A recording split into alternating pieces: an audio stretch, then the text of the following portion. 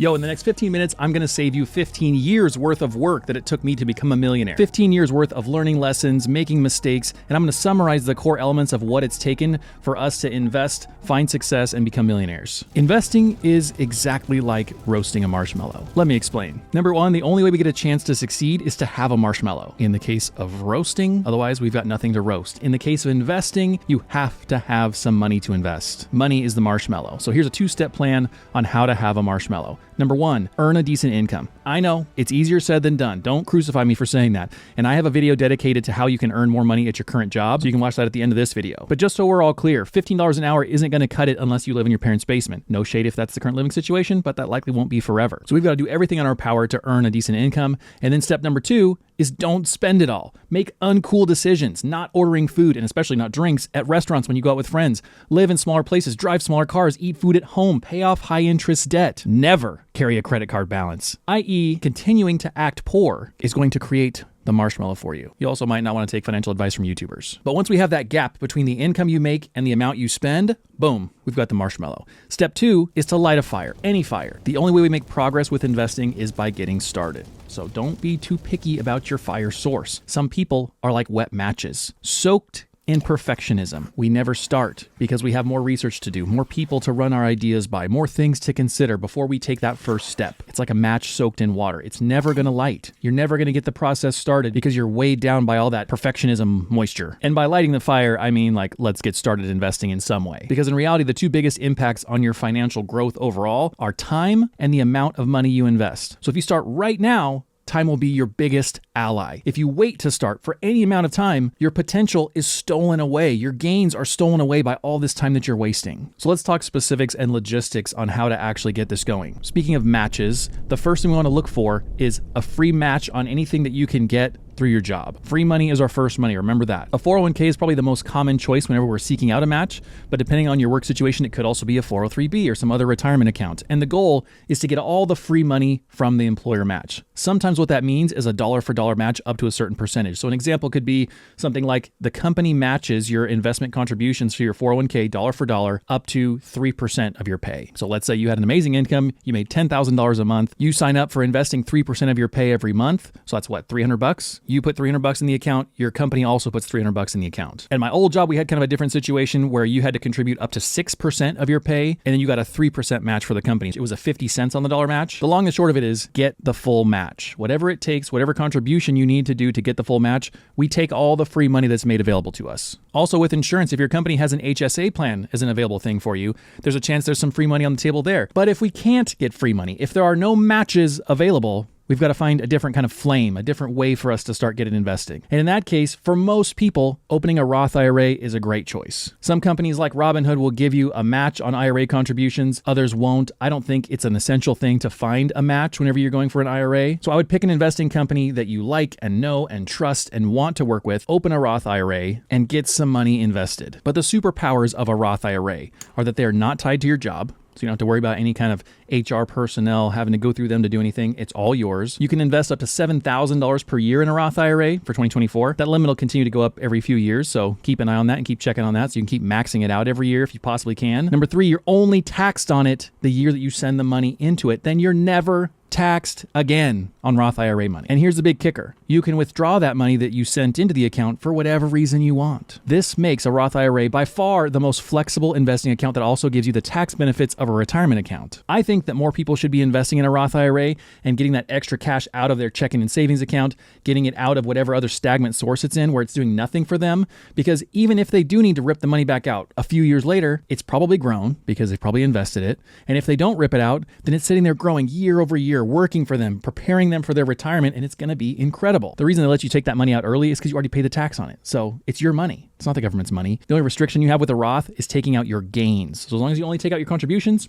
you're safe. Number three, how not to invest. And what I've learned over 15 years is to not hire a pro. Because what are we talking about here? We're cooking a marshmallow. It's easy to screw up, but it's not so hard that you need to hire a private chef to do it for you. Typically the chef of the financial world, an asset manager, a financial planner, an investment account manager kind of person will charge you between 1% and 2% of everything you have invested in the account. And so you look at something like this and you go, that's fine. I can have 99% of the s'more. I don't need all of it. I'll let them have a little nibble. Oh, no, no, no, no. You want to work for yourself. You want to cook the marshmallow for yourself. You want to have the whole s'more to yourself, because the actual impact of them being the person that manages this money for you, it only charging a 1 or 2% fee on top of whatever other fees are associated with your account, is that by the time a couple decades roll by and you've had this money invested and you're ready to think about retiring, they will have cannibalized between 25 and 50% of the value of your investments just because of those 1 or 2% fees. I'm not giving up half of my s'more, let alone hundreds of thousands of dollars,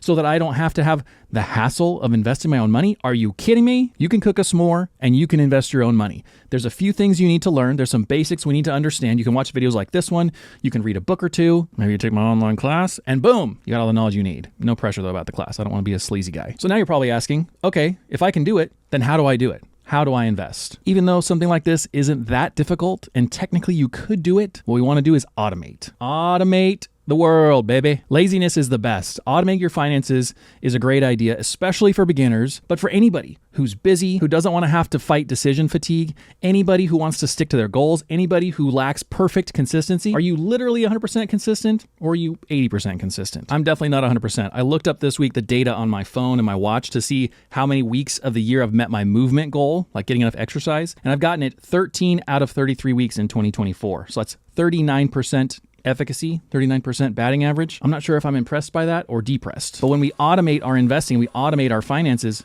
we're at 100%, no matter what. And it also minimizes errors. So because this thing is set up to do what you said for it to do, it's not gonna mess that up, where if you do it on your own, you could potentially have an error happen. So to get started, what you can do is set up automatic transfers into your investment accounts. So you have your 401k open at work, that's an automatic transfer. You set up your Roth IRA, you set up a transfer directly from your bank account to go into that Roth IRA in the amount you've chosen every year. If you wanna max that out, it's about $583 a month right now to max out your IRA. But whatever amount you can do is what we need to do. This way you're investing regularly, you don't have to think about it, you stay on track, and you don't have to decide every single month, oh, I have to invest. Oh, I have to invest. Where's that login again? Oh, where's that app on my phone? No, it's automatically happening. But on the subject of how much we invest, this is another way people get hung up and stop, or we never start in the first place. People say things like this: I don't make enough money to invest it. It would only be like $50 a paycheck. Okay, great. Do $50 a paycheck. Do whatever you can that's repeatable. Because I'm convinced over 15 years of doing this, that something happens when we invest, and I hear almost no one talking about this.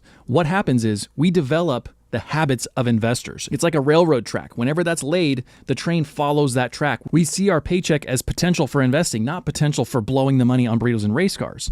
And whenever we're getting started investing, whatever amount you're able to set aside develops that habit. $25, $50, whatever you can do. And as long as we make excuses for not handling it, for not paying off our debt, for not investing, then our net worth's never going to grow. We're never going to be able to retire. We're never going to be financially free. But when we have decided that we care about it enough deep down in our soul that it becomes a habit and it becomes part of our identity, then ramping up how much we invest becomes a lot easier. It becomes natural. I don't want that glass of wine at dinner or another streaming service or another burrito. I do want another burrito though. I always want another burrito. Okay, burritos are exempt from this discussion because they are sacred, as are race cars. So if we're doing this on our own, if we're going to roast our own marshmallow, exactly how do we do that? What do experts say we should invest in? What's the method for doing this? I'm not smart enough, rich enough, or savvy enough to tell you exactly what to do, so I'm just going to tell you what people smarter than me say to do. Pretty simple. They say buy index funds and hold them forever. Here's an example of what it looks like to buy and hold index funds in terms of cooking a marshmallow. If you focus your investing all in one small area, i.e. you pick a few stocks, you pick a few companies you like because they're in the news and your buddy at work mentioned it, that is likely a recipe for failure. We throw some money in Apple, Nvidia, Tesla, and CONY, and we think we're amazing investors. It's a cute strategy for short term, but in the long run, it won't be as successful as buying and holding index funds. The problem is risk is a very powerful thing, and it's focusing your results into one small area. And so if I get this torch and I hold it in one spot on this marshmallow, we all know what's going to happen. It's going to ignite. Nobody wants to eat an ashy meteor. That's not what a marshmallow is. It should be cooked evenly, golden brown, all the way around. And how do we do that? We don't do what the stock pickers do and what the day traders do. They focus all that energy in one small spot and they leave it there. High risk, small area. We do the opposite of that. We turn the flame down. We spread out that energy across the entire surface area of the stock market, aka the marshmallow. A lot of the most popular index funds buy a tiny portion of every stock. That's like applying a little bit of heat to the entire marshmallow. You want it to be golden brown and crunchy and warm. An index fund buys you a little piece of all the different companies in the stock market,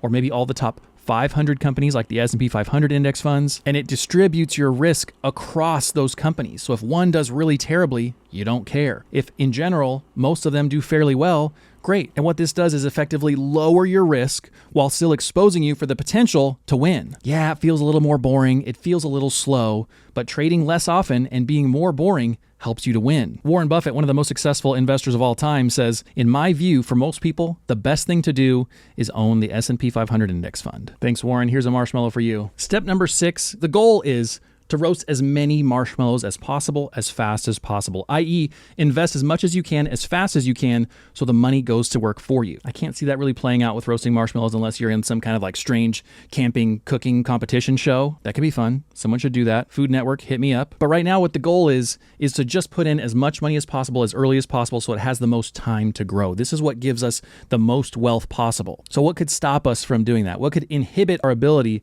to save and invest as much as possible? Chaos. Unexpected events, lost jobs, any of those bad news, adult life sort of situations. And this is why we need an emergency fund. We want to be able to weather the storm of life, regardless of what the curveball is that gets thrown at us. If we have 3 to 6 months of living expenses saved up in cash, we'll be able to bounce back. We'll be able to handle whatever that expense is in terms of a new roof or a medical bill or whatever the thing is, continue investing and continue with our plan. Because the alternative is what? Tons of credit card debt, selling valuable assets that we need to try and then pay for whatever this expense was. It's a nightmare. We don't want to do that. I just had a recent example of this. I had a delightful little trip to the emergency room in a bright red ambulance, and it will likely cost us many thousands of dollars, maybe tens of thousands of dollars. When that kind of thing happens, and it will, it can be extremely reassuring to have an emergency fund. Then step number 7 is the best of them all, and that's just to enjoy it. Enjoy the progress you've made. Enjoy your giant account balance. Enjoy the fact that you've now become an investor. You've done the basics, which is all it really takes. You've learned what to do, how to cook your own marshmallow, and now you have a table full of marshmallows that are cooked. I don't know. Somehow you're marshmallow rich. And I don't think it takes a massive milestone to be able to celebrate. I think it's worth celebrating even something like $50,000 invested, $100,000 invested. That's absolutely massive. When you see $100,000 in your investment accounts, it should feel like the first bite into a perfectly roasted marshmallow. And the beauty is that typically your net worth explodes after $100,000. So once you've mastered that process and you develop that discipline of investing lots and often and you hit 100K, just wait, because your net worth's going to take off. I'm actually working on a video that I'll publish soon that's all about this. It's telling our life story of how exactly that happened with us. And I break down the actual milestones of how long it took to get to each $100,000 mark. So it'll be really fun. Subscribe to not miss that. But you've got to celebrate these milestones when they come of that $50,000, $100,000, $200,000 mark, because not only is it life-changing because it could set you up for retirement and it could lead to fun stuff in your life, but it's also a huge level of security. If something really terrible happens, you've got that money. You know, for me, I didn't want to have billions and billions of dollars and have all the trade-offs that come with having to work for that money. The goal in doing all of this and roasting my own marshmallow is less about buying exotic race cars and fancy burritos and more about simplicity. Right now, my wife and I are on track to probably retire in our mid-40s if we play our cards right, and that would be amazing. So much time left to do what we care about. Or if we want to, we could go back to work and work our tails off and save for a more extravagant lifestyle. But either way,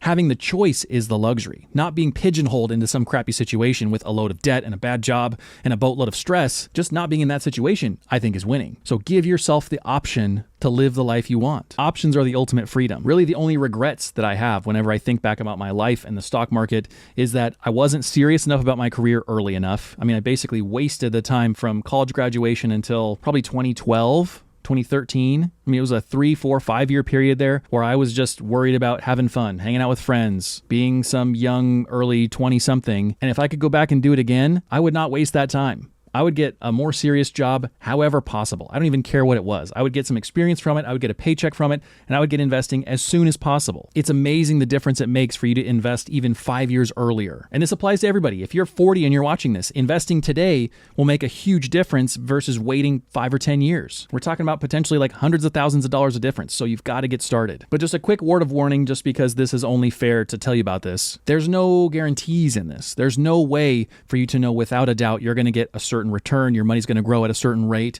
you're never ever going to have your account balance go down for a little while. It can happen. It regularly happens. And if anybody tells you differently, they're a scammer. And you shouldn't trust anybody who's promising you ridiculous returns. If they're saying you're going to 10x or 20x your money in the next 6 months or a year, that either is a scam, probably a scam, or it comes with tremendous risk. But if you invest in really risky things, or if you don't use a legitimate investing company and you go with some expert that you find online or in some bot comment on YouTube, you could literally lose all of your money. We're not talking about doing that. It's not worth risking your entire livelihood and your life savings. We're talking about doing boring stuff, living below your means, index fund investing, using tax advantage accounts, and working that into your life and your lifestyle until it becomes part of your identity. It's not sexy, but it's simple and it's satisfying, just like a perfectly roasted mallow. I know this one's not roasted yet, but you get the analogy. Very predictably, the secret comment word for today is mallow. Thank you to channel members who've joined to get early access to new videos, extra videos no one else sees. Your support feels like getting behind the wheel of a race car. If you want to see some other videos, click right here, and I'll see you guys tomorrow. Bye.